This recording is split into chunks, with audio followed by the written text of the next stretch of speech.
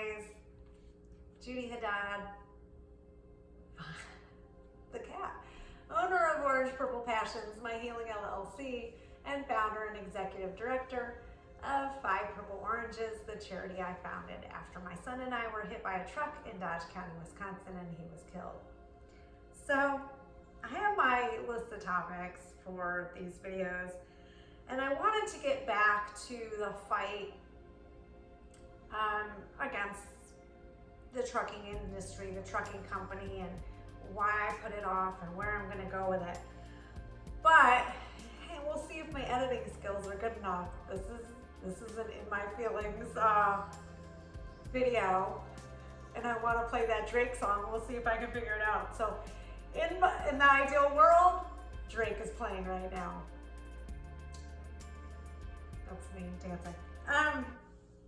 So the whole process of going through this trauma has involved so much inward looking, which is not my strength. When I was, and here's another thing about me. I need to hear something like 25 times and be hit over the head with it before it ingrains in my body, but also I need to find what works for other people never works for me, and it takes me a long time to find what works for me. So I had a sort of career shift at some point, I believe in my late 20s, early 30s, somewhere around there, where I tried everything to get at what was annoying me, what I needed to do, why I was stuck, where I wanted to go, and nothing worked. Nothing worked. I tried therapy. I tried career coaches, career analysis. I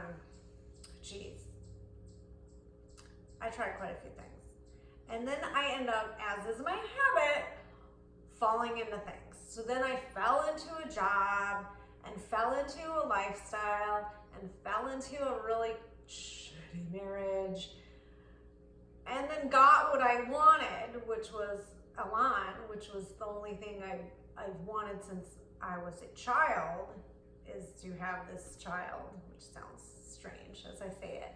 And my mom would disagree with that, but that's me. Like, I live a life out here. It's just like I appear very vulnerable and like I'm sharing everything with you guys, but I really don't. I'm working on that. There's a lot of fear there.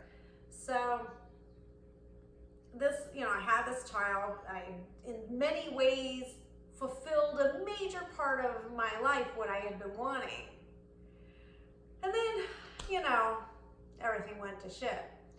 So, in so many ways. And losing him, boy, like that just crushed my life and made everything come crashing down. And I don't think I could have been lower, and I almost think it was a gift to not have my body, because it allowed me some time to delve into it all. If we just go and brush away our grief and just pack it away and go about and keep ourselves busy and ignore what's happening, we never really face it, and believe me, it rears its ugly head later.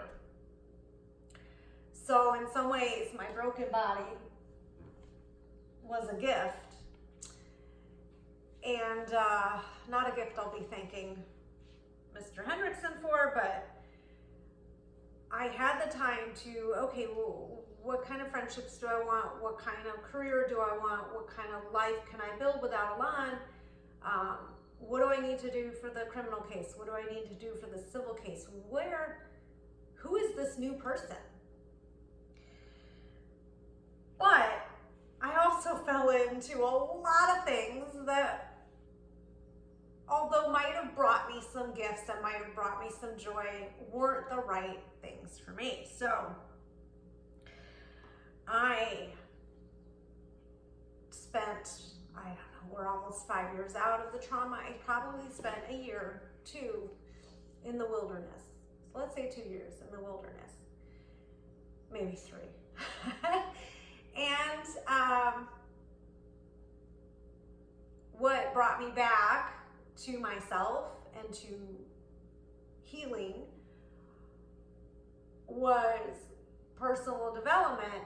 However, and I know how that sounds, and see, this is why I love Chelsea lately, because she has the same brain I do, like meditation and journey, and we're so like cynical and like, that's not us. I don't live in LA, but this is my healing journey.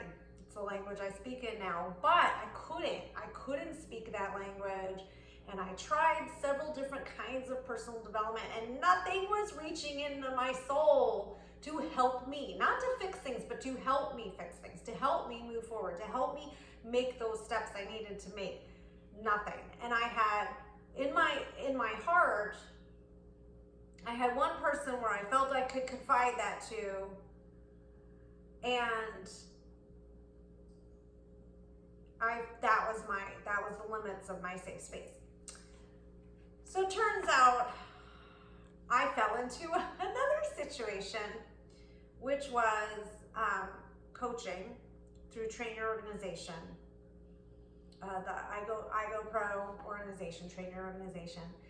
And I had a one-on-one coach, and I'm like, I don't know, I've already done coaching training, I need it for my business, like, why am I doing this? And I'll try it, but what's it gonna do? And at one point, my coach, who had shared with me that she also lost a child, said, I don't even remember what we were talking about, but it was just, you don't think you deserve to be happy. And I was like, not ever facing that. Now also, I'm home, mom's not watching this, so I had been hearing from birth, you're so unlucky, you're so unlucky, you're so unlucky. All this shit keeps happening to you, you're so unlucky. And I internalized that. And it came to the point where I would then say, I would say to Alon, our lives suck, but we have each other, we have a home, and we're making do, we'll get there someday, and we deserve more than this. But it was kind of like, I'm powerless over this is just how our life's gonna go. That's obviously not true. But that little conversation led to me finding my coach and mentor, Adam, which led me into this deeper understanding of myself and into learning to coach you guys and get trained to coach you guys in the same manner. But that voice rears its head. I will, and I learned a lot through this coaching about myself and my mother and my relationship with my mother and my relationship with others, but it's my relationship with me that needs the most work. And it's funny, so what I discovered, maybe some people would discover from reading a book or attending a class or seeking therapy or talking with their friends, but I needed this outside person who didn't know me and only knew what I was saying to hear beneath what I was saying and to tell me what I needed to hear. The work is not done. I dip into that negative self-talk quite a bit, and that need for external validation quite a bit, because let's not talk about how old I am, but how do you unwrap decades of programming, basically? And there are moments where I have to say to myself, you know what? You had this amazing kid, and he loved you so much. He loved you, not like his mom. He loved you. You guys would hang out together, and this beautiful boy that could have been doing whatever it was he wanted to do wanted to be with you.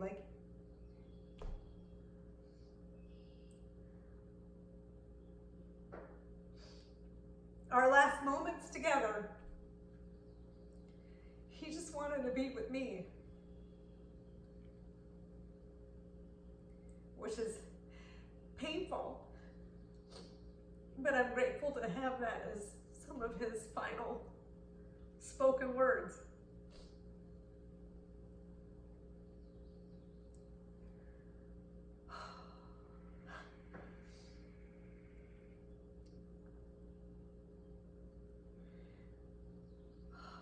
So I have strategies now of dealing with the negative self-talk,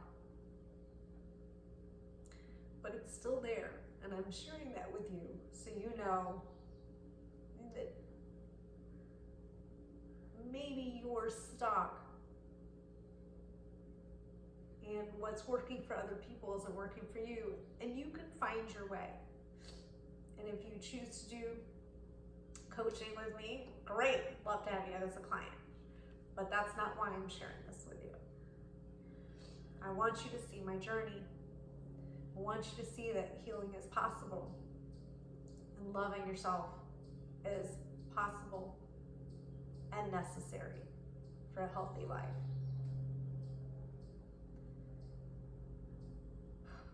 Thank you for watching.